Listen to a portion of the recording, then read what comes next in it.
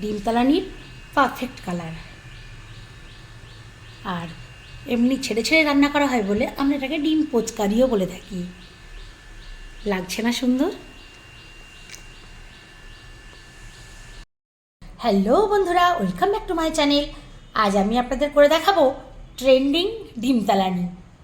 যদিও এই রেসিপিটাকে আমরা ডিম তালানি বলে থাকি না, আমরা বলি ডিমের পোচকারি বা ডিম ছেড়ে রান্না। তাহলে বন্ধুরা দেখতে থাকুন আমি কিভাবে বানাই এই ডিম ছেড়ে রান্না। ডিম পোচকারি বা ডিম তালানি রান্না করার জন্য এখানে কাঁচা ডিম আমি 6টা নিয়ে নিয়েছি। আর এখানে নিয়েছি অর্ধেক পেঁয়াজ, কয়েক কোষা রসুন, 2টো আদার ফাঁক, একটা এলাচ, 2টো কাঁচা লঙ্কা। এটাকে আমি একটা মিহি পেস্ট করে নেব পেঁয়াজটার সঙ্গে। আর এখানে নিয়েছি লঙ্কা গুঁড়ো, হলুদ গুঁড়ো, ধনে জিরের গুঁড়ো আর পরিমাণ মতো নুন। ব্যাস, মশলা এইটুকুই, আর কিছুই লাগবে না। আর এখানে নিয়েছি আরও 2টো কাঁচা লঙ্কা আর অর্ধেকটা পেঁয়াজকে দেখুন একদম পাতলা পাতলা করে কেটেছি, খুব ফাইন করে বলতে পারেন, মিহি করে কেটে নিয়েছি। আর এখানে নিয়েছি একটা মাঝারি সাইজের টমেটোকে গ্রেট করে। এবার লাগবে তেল। বন্ধুরা দেখতে থাকুন আমি কিভাবে বানাই।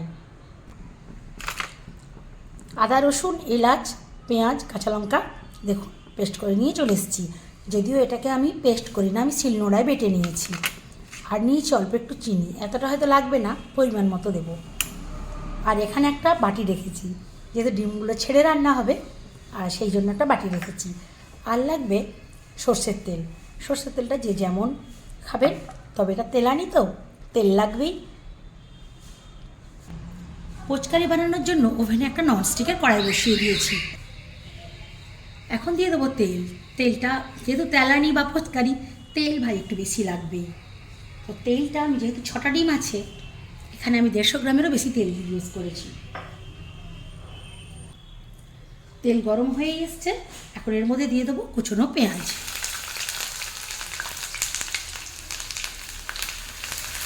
পেঁয়াজটাকে হালকা 2-1 বার নেড়ে নেব। তারপর এর মধ্যে দিয়ে দেবো কাঁচা লঙ্কা 2টো। কাঁচা লঙ্কাগুলো দেখুন ঠিক এইভাবে মুখটা একটু হালকা ফাটিয়ে নিয়েছি। কাঁচা লঙ্কা 2টোও দিয়ে দিলাম।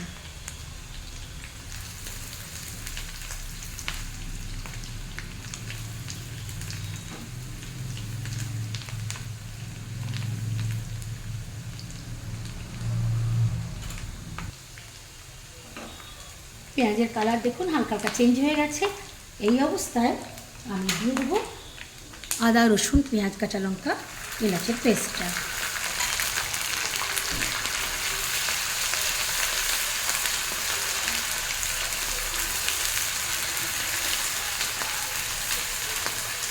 এই পর্যায়ে ভালোভাবে নাড়তে হবে, নাহলে তলায় লেগে যাওয়ার চান্স থাকে।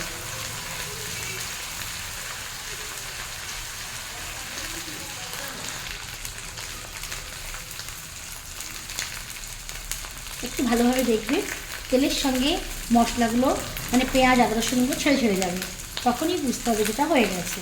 আরও খানিকক্ষণ রাখতে হবে, একটু বাকি আছে। এবার একটু ভালো মতো ভাজা হয়ে গেছে, দেখুন ফটফট আওয়াজ হচ্ছে। এখন আমি দিয়ে দেবো নুন, হলুদ, লঙ্কা, ধনে জিরের গুঁড়ো। ব্যাস, মশলা বলতে এতটুকুই, আর না।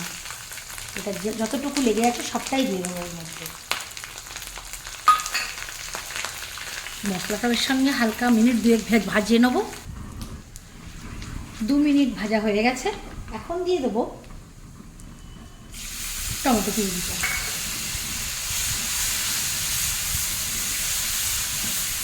টমেটোটাকেও দিয়ে, টমেটোর হালসে গন্ধ একটা আছে, এটাও টাইম নিয়ে ভাজতে হবে। আর এই সময় ফ্লেমটা কিন্তু একটু লোতে করে দিতে হবে।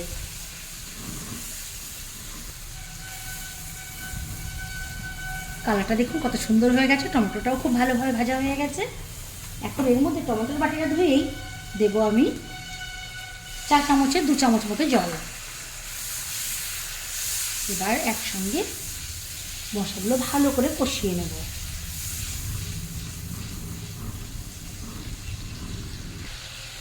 দেখতে দেখুন দারুণ লাগছে, আর আস্তে আস্তে তেলটা কেমন উপরে উঠে আসবে। আর এরকম মাঝে মাঝেই একবার করে নেড়ে দিতে হবে।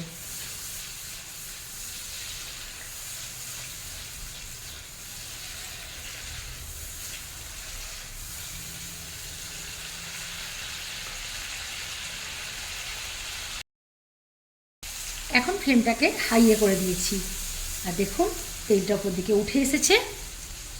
আমার এটা কষানো কমপ্লিট। এখন আমি জল দিয়ে দেবো।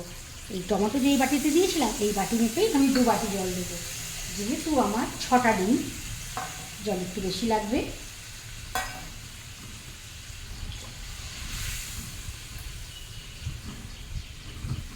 মশলার সঙ্গে জলটাকে ভালো করে মিশিয়ে দেব।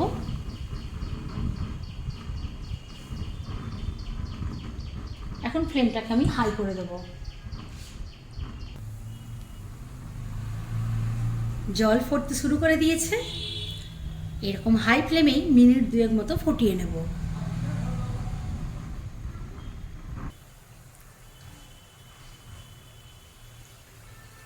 দু মিনিট হয়ে এসছে, এবার ভালো করে নাড়িয়ে দেব।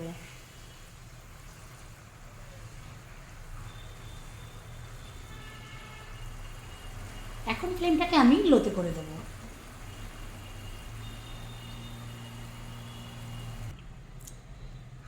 ওদিকে ডিমের কারি ফুটতে থাকুক, আর এদিকে আমি একটা একটা করে ডিম এইভাবে ফাটিয়ে নেব।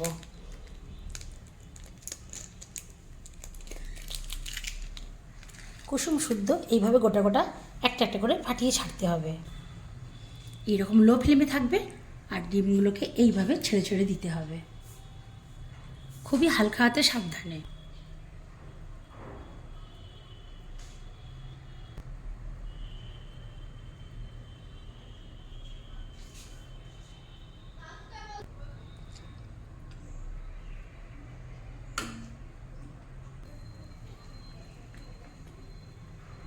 পাঁচটা হয়ে গেছে, আর একটা,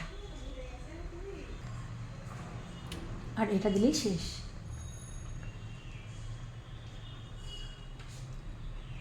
এই পর্যায়ে এইরকম লো ফ্লেমেই থাকবে। আমি এখন ঢাকা দিয়ে মিনিট 5 হতে দেব। ফিরে এলাম বন্ধুরা 5 মিনিট পর।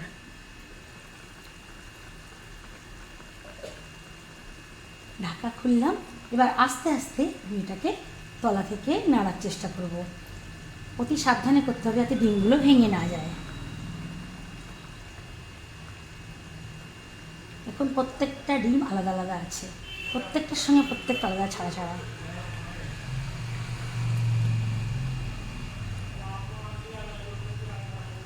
এখন লো ফ্লেমেই করতে হবে। এখন যেটা করতে হবে, ওপর থেকে সামান্য একটু চিনি ছড়িয়ে দিতে হবে। এখানে ডিমটা যেহেতু অনেকগুলো, আমি 2 চিমটি দিলাম। বলতে পারেন 4 চামচের 4 ভাগের 1 ভাগ, জাস্ট মিষ্টির একটু স্বাদ আনার জন্য। এখন কিন্তু ফ্লেমটা আমি হাইয়ে করে দেব।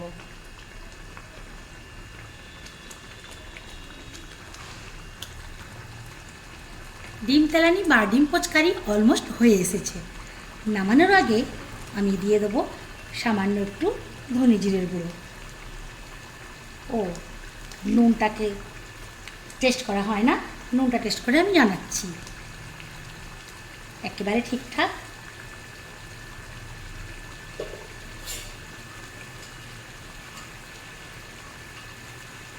এবার ঢাকা দিয়ে ওভেনটা অফ করে দেব।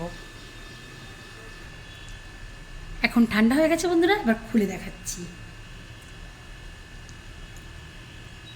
দেখুন, দেখতে দারুণ লাগছে না? আর দেখুন এই একদম গ্রেভিটা কেমন সুন্দর হয়েছে। আর প্রত্যেকটা ডিম বলেইছি, দেখুন প্রত্যেকটা ডিম ছাড়া ছাড়া, প্রত্যেকটা ডিমের সঙ্গে প্রত্যেকটা আলাদা আলাদা, প্রত্যেকটা আলাদা আলাদা।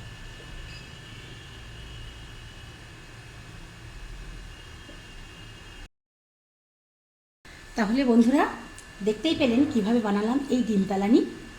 আমার এই ডিম তালানি বা ডিমের পোচকারি রেসিপিটা আপনাদের কেমন লাগলো অবশ্যই কমেন্ট করে জানাবেন। ভালো লাগলে লাইক করবেন, আর আমার চ্যানেলটাকে সাবস্ক্রাইব করে আমার পাশে থাকবেন। ও হ্যাঁ, বাড়িতে অবশ্যই একবার ট্রাই করবেন, আর বেল আইকনটা কিন্তু প্রেস করতে ভুলবেন না, যাতে করে নোটিফিকেশানটা সবথেকে আগে আপনার ফোনেই পৌঁছে যায়।